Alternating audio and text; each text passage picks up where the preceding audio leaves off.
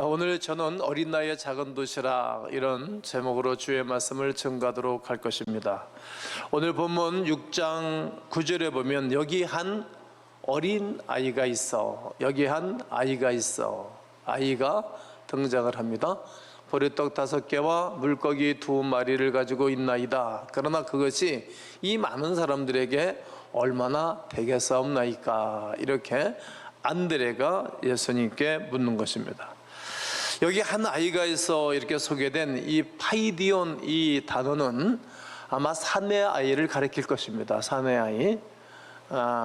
왜냐하면 이스라엘 백성들에게 있어서는 이렇게 파이디온이라는 단어를 쓸 때 남자아이를 칭하기 때문에 그렇습니다.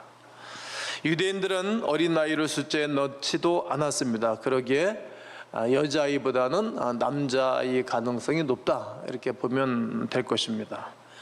이 남자아이는 안드레를 통해서 예수님께 자기 도시락을 성들이채 내놓은 어린 소년입니다. 당대 아이의 도시락으로 종종 표현되기도 하는 미슈나, 이 식사 한 끼이기도 하지요. 그리고 이 사건이 일어난 지역은 다름이 아닌 벳세다 지역이었기 때문에 부유한 가정의 자녀는 아니었을 것이다 이렇게 보는 것입니다. 바닷가이다 보니까 아마 이렇게 배는 골치 않고 살았을 것이다 이렇게 봅니다. 그리고 어촌이 지금은 좀 여유롭지만 옛날에는 가난했잖아요. 어촌, 이렇게 어부들이 사는 동네와 농사꾼들은 좀 가난했잖아요. 이렇게 먼 것도 좀 부실했을 것입니다. 하지만 어부들이 남긴 고기를 소금에 절여서 먹는 어려운 형편의 사람들도 있었는데 이렇게 소금에 절여서 이렇게 저장했던 고기였을 것이다 이렇게 학자들이 표현합니다. 저도 그쪽을 선호합니다. 이 아이를 좀 더 깊이 묵상하며 들여다봐야 됩니다. 어릴 때는 보편적으로 자기 먹는 거에 대해서 아주 애착이 심하잖아요. 먹는 것에 목숨을 걸잖아요. 저희 어린 시절에는 옥수수 어머니가 쪄주면 탁 보면 마시는 게 보여요. 저는 알아요. 탁 잡는 거예요. 그래 그냥 얼마나 빨리 먹어야 또 하나 더 먹으니까 그런 시절 우리 어린 시절이 있었지 않습니까? 더군다나 이 장소에는 식사를 할 만한 장소가 아니잖아요. 사 먹을 수 있는 장소도 아니에요. 지금은 이 코로나 팬데믹으로 말미암아 제가 보기에는 약간 10년 정도는 당겨졌어요, 세상이. 이런 세상을 어떻게 살 것인가를 우리가 미리 예견하고 준비하는 건 좋겠죠. 그래서 전 세계 제가 한 30여 개 국가, 거의 40개 나라를 이렇게 가봤는데 대한민국만큼 먹거리가 좋고 교통이 편리한 나라는 없어요. 전철 타면 얼마나 쉽고, 역도 가깝고, 버스 이렇게 타고, 택시 전화로 부르면 그냥 달려오고, 아마 좋은 세상에 살잖아요. 먹는 거 우리가 20-30분 안에 모든 반경의 먹거리가 다 있지 않습니까? 또 요즘은 전화로 신청하면 그 다음날 그냥 댓글같이 그냥 배달이 오지요. 요즘으로 생각하면 본문 이야기가 어렵습니다. 먹을거리도 없어요. 그리고 2,000명, 2만 명 되는 그 사람들을 어떻게 식사를 조달하겠습니까? 아무리 착한 아이를 할지라도 처음 본 사람이 도시락을 내놓으라고 말할 때 선뜻 여기 쓰다 하고 내줄 만한 사람이 누가 있겠습니까? 어린아이로서는 정말 어려운 선택이었을 것입니다. 이 아이는 출출할 때 도시락을 까먹고 그리고 예수님의 말씀을 듣고 싶은 마음이 있었을 것입니다. 그리고 이 아이를 아마 어머니가 도시락을 싸주면서 너 예수님 따라다가 예수님 있는 데 가서 말씀 잘 듣고 와, 그럼 나한테 한번 말해봐 이렇게 보내듣고 일을 하러 나갔는지 아니면 어머니도 함께 했는지는 모르겠어요. 만약에 안드레가 우리 둘만 나눠 먹자 이렇게 했으면 또 문제가 안 될 거예요. 왜냐하면 예수님의 제자인 것을 알고 또 베드로 사도의 형제인 것을 아니까 알겠습니다. 우리 반띵 합시다. 그래 반딱 어른이니까 당신 3개 먹고 난 2개 먹고 생선 1마리씩 나눠 먹읍시다. 뭐 이래면 또 문제가 되지 않았을 거라고 생각합니다. 2사람이 나눠 먹어도 모자랄 판에 도시락을 통째로 예수님께 바쳤다는 사실입니다. 그런데 이 이야기에 더욱 집중하게 하는 것이 무엇입니까? 이 아이가 싫다 하거나 반대하지 않았다는 겁니다. 여러분, 안드레가 강제로 뺏어서 가져왔겠어요? 만약에 강제로 뺏었다 그러면 와! 하고 울어댔겠을 거잖아요. 아이들이 형제끼리 딱 있을 때 형이 막 압박을 하고 그러면 얻어터지고 그러다가도 가만 울지도 못하게 있다가 집안 부모님이 들어와 울잖아요. 형이 때렸어, 삼촌이 때렸어 하고 자기를 울음으로 표현할 것 아닙니까? 그런데 이 아이가 그러지 않는 것을 보면 자기의 자원함이 있었다는 거야. 자원함. 예스, 오케이, 뭐 그럴 수 있어요. 그렇다면 안드레의 믿음도 믿음이지만 이 아이의 큰 믿음에 대해서 우리는 조명을 해볼 만합니다. 결국 아이의 믿음으로 인해서 5,000명이 먹었다는 거예요. 아니, 그 외의 사람들까지 합하면 2만 명이 먹었다는 거예요. 그리고 그 한 끼를 충족하고 행복했다는 거예요. 엄청난 역사가 일어났습니다. 믿음을 가지면 아주 작은 것일지라도 주님 앞에 내려놓을 때에 기적이 일어납니다. 기적이 일어납니다. 나비 효과가 일어나는 것입니다.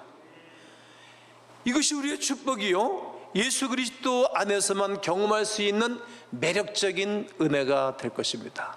세상은 이런 일이 일어나지 않습니다. 예수 그리스도에게만 이러한 일이 일어나는 것입니다. 우리는 종종 이 어린 나이를 간과하거나 무시할 때가 많습니다. 우리가 니들이 뭘 알아? 이놈아 나가 놀아, 어린 놈들이 이렇게 표현할 때가 많죠. 그러나 우리가 아이들 보면서 우리가 부끄러울 때가 많이 있지 않습니까? 무조건 어른이라고, 무조건 부모라고 더 잘합니까? 그러하지 않은 것입니다. 아이들이 예배 시간에 칭얼대거나 또 시끄럽게 또 울 수도 있다는 거예요. 예배가 방해된다고, 야 예배당 밖에 나가서 놀아, 이렇게 말하는 것은 부모가 아이들을 무시하는 것입니다. 예수님도 그것을 원치 않습니다. 너희 모든 젖먹이들도 오라, 어린아이들도 오라, 복중에 있는 세명도 다 와서 예배드리라고 하지 않습니까? 어른들이 얼마나 잘못을 범하고 있는 줄 우리는 알아야 합니다. 아이가 받을 수 있는 은혜와 축복을 못 받도록 막고, 그리고 장애가 되게 하는 것입니다. 나이가 어릴 때부터 예배를 등하시하거나 게임에 길들이게 되어지면 그 아이의 미래는 신앙을 온전히 갖기가 어렵습니다.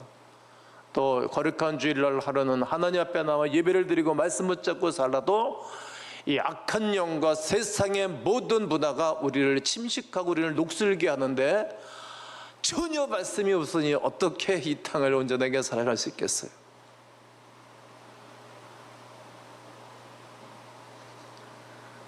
이러한 일은 다른 것도 아닌 교회 안에서 행하기도 합니다. 믿음의 가정에서도 그리하고 있다는 것입니다. 사랑하는 성도 여러분, 아이들을 간과하지 마십시오.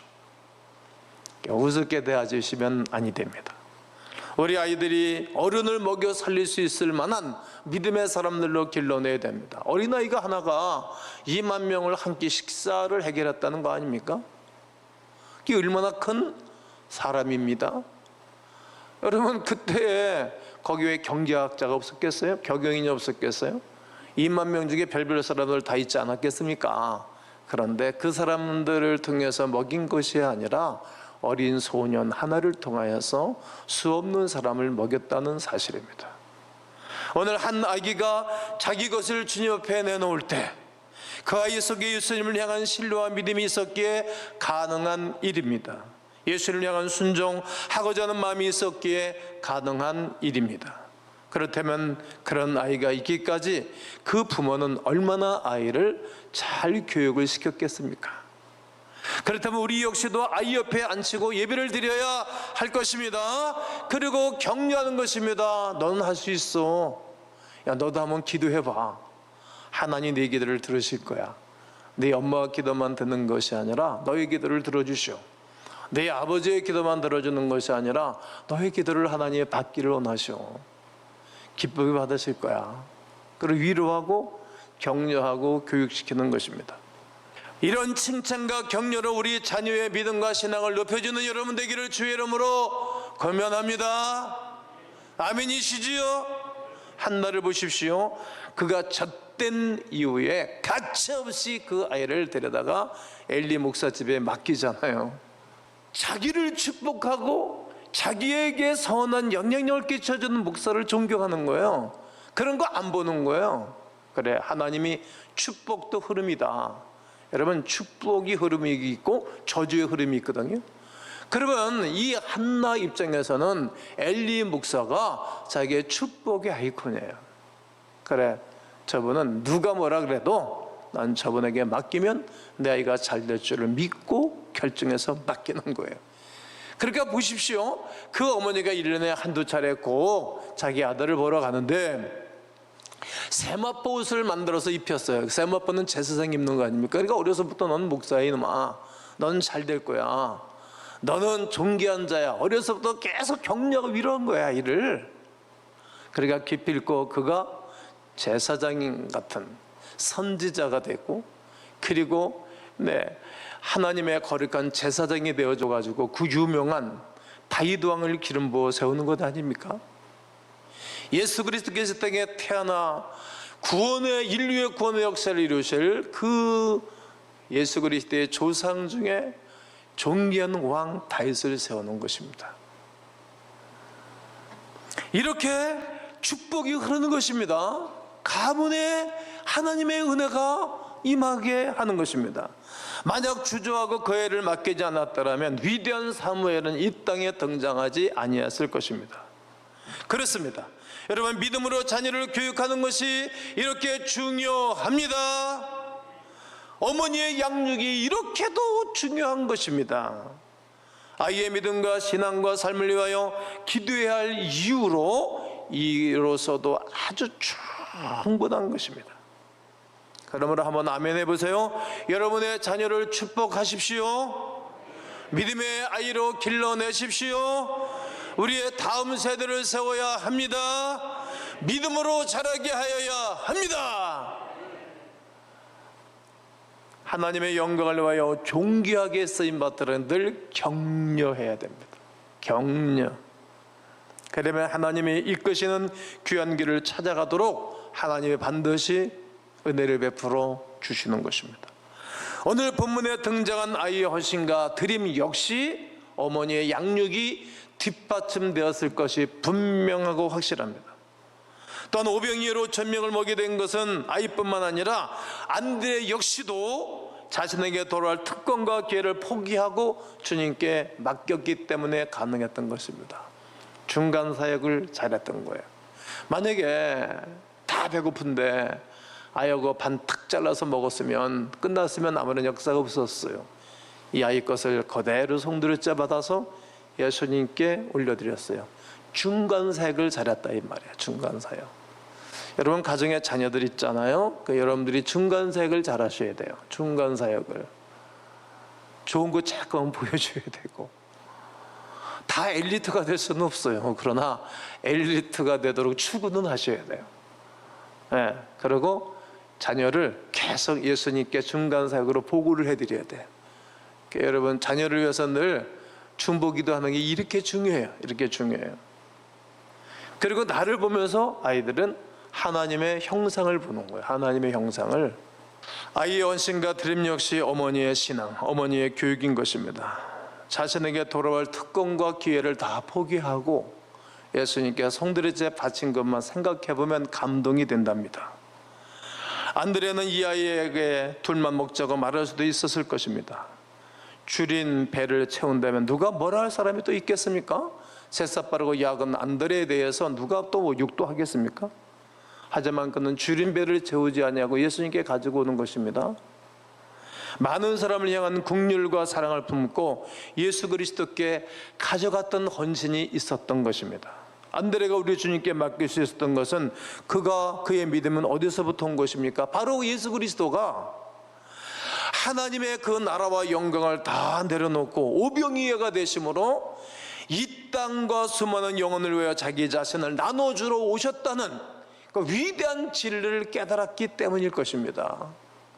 예수님은 자신이 오병이어보다 더 귀중한 양식임을 알았어요. 누구든지 예수님을 먹는 자는 영원히 살지 않습니까? 누구든지 예수 그리스도를 믿는 자는 영원히 사는 위대한 진리를 이 안드레가 알았으니까 예수님께 드렸던 것입니다. 이 땅에 예수님만큼 더 귀한 분이 누가 있겠어요? 주 예수보다도 귀한 분은 없네. 이 세상 무기와 바꿀 수 없네. 예수님과 바꿀 만한 사람이 누가 있겠어요? 이것을 안드레가 한 것입니다. 예수 그리스도께서 우리가 믿어야 할 메시아, 그가 나의 구주, 인류의 구주임을 그가 알았기 때문입니다. 그러므로 여러분, 모든 것을 예수님께 가져가시면 해결이 됩니다. 예수 그리스도에게 가져가면 풍성하게 됩니다.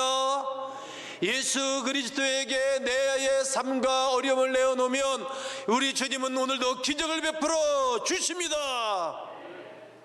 오병이의 기적은 어린아이 하나로 출발했고 시작됐던 것을 기억하십시오. 성경에서 어린 나이로 말미암아 엄청난 일이 일어나는 것들이 수없이 많이 있는데 한 이야기를 증거하고 저는 설교를 마치고자 합니다. 나아만 장군의 문둥병 치료 사건입니다. 열왕기하 5장 2절과 4절을 보면 전에 아람 사람이 때를 지어 나가서, 아람 사람들이 이제 경제력과 군사력이 아주 높아졌어요. 그러니까 이스라엘 땅에 공격을 했어요. 이스라엘 땅에 들어가서 어린 소녀 하나를 사로잡음에 이제 소녀가 등장합니다. 어린 소녀가 얼마나 연약합니까? 그가 나아만의 아내에게 수정들더니 이게 다른 데 붙잡혀 가지를 않고 뭐 사갔겠지, 뭐 전쟁을 일으켜 가지고 나아만 집에 들어가는데 이 어린 소녀가 보니까 나아만 장군이 저녁에 퇴근하고 옷을 벗을 때 보니까 문둥병 걸린 걸 본 거예요. 문둥병을. 그러니까 이 주인집 마님에게 이 어린 소녀가 말하는 거예요. 2절과 3절, 4절을 볼 겁니다. 그의 여주인에게 이르되 우리 주인이 사마리아에 계신 선지자 앞에 계셨으면 좋겠나이다. 엘리사 선지자 앞에 있으면 좋겠나이다. 그가 그 나병을 고치리이다 하는지라. 아니 여러분, 성공한 사람들은 비싼 의사들을 만나요. 네, 또 문제가 터지면 비싼 사건을 해결할 때는 비싼 변호사 사는 거예요. 큰 사건이 있을 때는 변호사 10명 살 때도 있고 그렇잖아요. 그러나 나만이 들어가서 그의 주인께 아뢰어 이르되 이스라엘 땅에서 온 소녀의 말이 이러이러하더이다. 그러니까 이 소녀가 그동안의 이스라엘 역사 속에 엘리사 목사가 수 없는 사람 고치고 기적이 일어난 것을 계속 얘기한 거예요. 계속 얘기했어요. 그러니까 이야기하는 거예요. 계속. 오늘로 말하면 복음을 전했다 이런 얘기죠. 뭐 이러이러하더이다. 그러니까 이 장군이, 문둥병 걸린 이 나만 장군이 마음이 움직인 거예요. 그 어린 소녀 하나로 시작되어진 그 이야기가 이 사람에게 치료를 받고 난 다음에 이 장군이 뭐라고 말합니까? 이스라엘의 온 땅, 아니 전 세계에서 이스라엘의 신 외에는 다른 신은 없다. 이스라엘의 신 외에는, 야, 이스라엘 외에는 온천에 이런 신이 없는 줄 내가 안다. 나라가 격이 확 올라가는 거예요. 나라가 청하건대 당신의 종에게서 예물을 받으소서. 미리 나를 고쳐줄 줄 믿고 예물을 다 준비하고 갔다가 그 예물을 가다니까 그 바치듯 엘리사에게 다 내놔왔어요. 안 받지? 믿음 없는 사람의 예물을 안 받고 가져가셔. 나중에 당신이 하나님 앞에 영광 돌리셔. 그걸 그때는 안 받았어요. 여러분, 하나님의 거룩한 사람들은 믿음으로 사는 거예요. 그리고 참된 감사가 있게 된 것입니다. 병만 치료받은 것이 아니라 믿음 또한 생긴 것입니다. 영원한 영혼의 구원을 받은 자의 마땅한 감사입니다. 이처럼 믿음을 가진 어린 나이의 하나로 엄청난 역사가 일어나는 거예요. 나는 여러분들의 가정에 이런 역사가 있기를 주의 이름으로 축복합니다. 겨자씨만한 믿음만 있어도 이 산을 명하여 바다에 던지라 해도 그대로 될 것이고 바다에 뽕나무를 심는다 할지라도 그대로 심겨질 것이라고 말하지 않습니까? 어린 나이에 그 단순한 믿음이 오늘 여러분 가운데 있고 또 감사로 영광 돌리는 거룩한 은혜가 있어 하나님의 거룩한 은혜를 구원의 역사를 이루시는 한 주간 되시기를 주님의 이름으로 축원합니다.